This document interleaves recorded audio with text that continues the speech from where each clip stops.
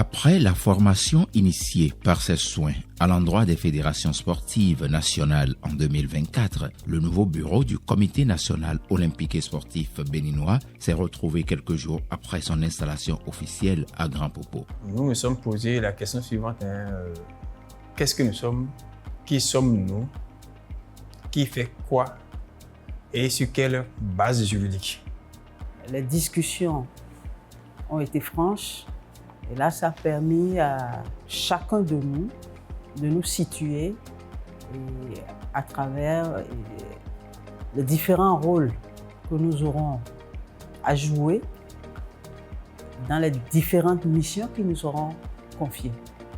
Nous sommes tous au même niveau d'information et c'est ça qui est, je crois, c'est le travail qui est envisagé, à savoir être tous au même niveau d'information pour être beaucoup plus forts par rapport aux nouvelles confrontations que nous aurons sur le terrain et puis pouvoir parler le même langage sur tout ça.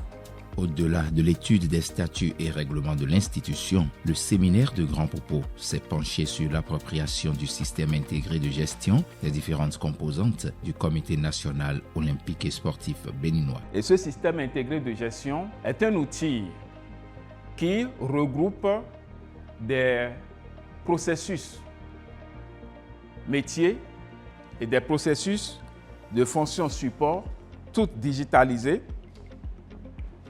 notamment la gestion des courriers et des documents, la gestion des activités et des tâches, la gestion de budget et de contrôle interne, la gestion des ressources humaines et de la paye, la gestion des finances et comptabilité conformément au 6 BNL, le système comptable des entités à but non lucratif, puisque le CNOS est une structure qui se retrouve dans des structures de ce type, des entités à but non lucratif.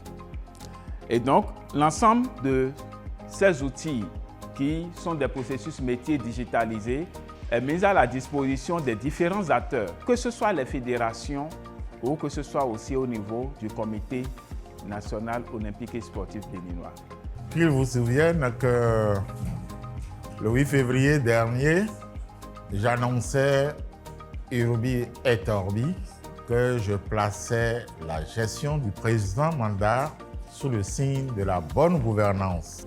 La bonne gouvernance, vous comprenez très bien que ce n'est pas en continuant de travailler avec des paperasses à l'emporte-pièce qu'il faut le faire.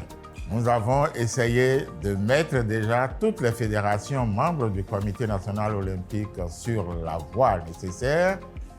Aujourd'hui, c'est les membres de l'exécutif élus, issus des élections du 8 février dernier, qui sont vraiment à l'ordre du jour et qui ont pu subir la démarche qu'il faut pour que l'Olympiade 2025 et 2028 puissent se tenir dans les meilleures formes possibles avec, à la clé, une note de bonne gouvernance. Vous constatez toute ma satisfaction.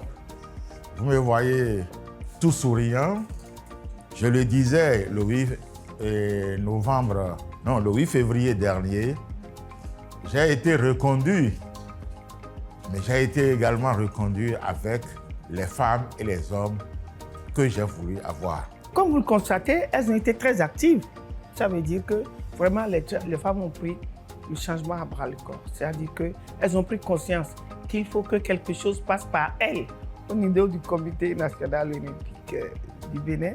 Donc, j'ai beaucoup apprécié les riches débats que nous avons eus et ça vous donne de la force, ouais? Ça vous donne de l'espoir que réellement ce mandat sera un mandat exceptionnel.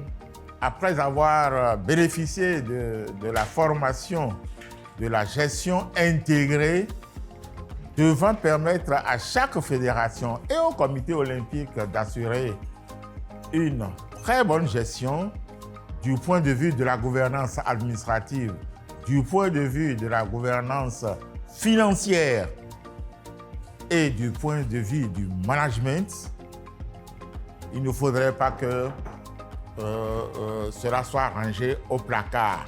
Il faudrait que quotidiennement, chaque membre de fédération, membre du comité national olympique et sportif béninois, puisse comprendre que c'est dans le quotidien qu'il faut traduire plutôt l'intention de la bonne gouvernance.